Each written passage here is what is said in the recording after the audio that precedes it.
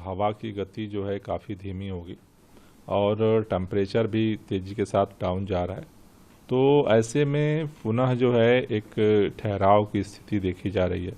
और अभी ऐसा अनुमान है कि अगले 2-3 दिनों तक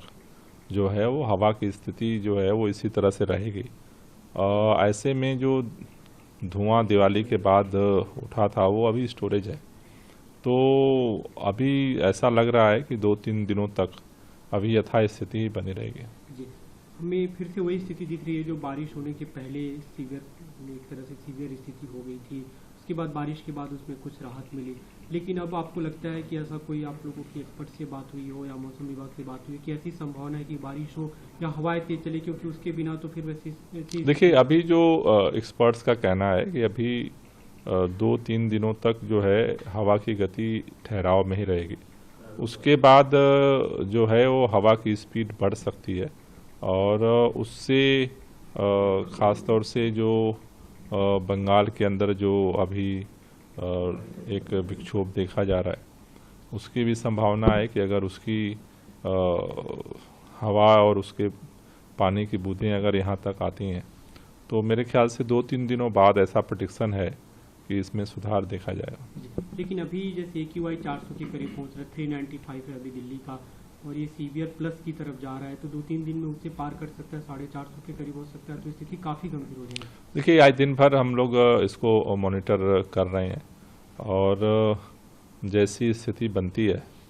कल फिर सभी जो साइंटिस्ट के साथ सभी डिपार्टमेंट के साथ फिर बैठ करके आगे की कार्य योजना बनाएंगे। जी, आपने कहा था बीते दिनों की अगर अति गंभीर की श्रेणी में या सीवियर प्लस की कैटेगरी में जाता है तो फिर हम विचार करेंगे कि जो बारिश की आर्टिफिशियल रेन की बात है और इवेंट की बात है उन्हें लागू किया जा सकता है कि नहीं, क्या आपको लगता है कि उसकी नौबत आएगी? देखिए अभी मेरे ख्याल से जो अगले 2-3 दिन हैं उसको ऑब्जर्व करने के बाद ही इस फैसले पे पहुंचा जा सकता है,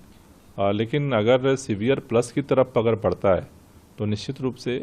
सरकार जो है उसके अनुरूप निर्णय लेगी। ऑड इवन या आर्टिफिशियल रेन निश्चित रूप से। जी, दूसरी बात सर, जैसे दिल्ली में हमने देखा कल आपने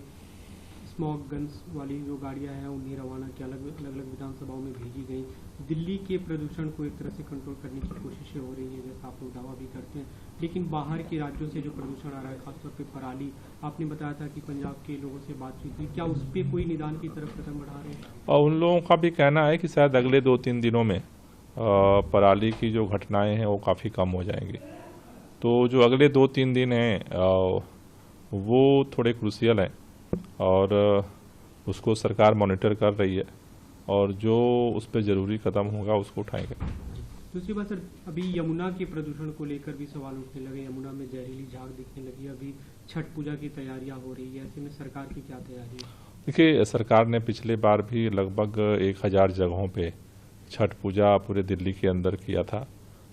इस साल भी पूरे दिल्ली के अंदर जगह जगह तैयारियां चल रही हैं, जगह जगह वहाँ पे व्यवस्था के लिए टीमें बनी हैं जो काम कर रही हैं और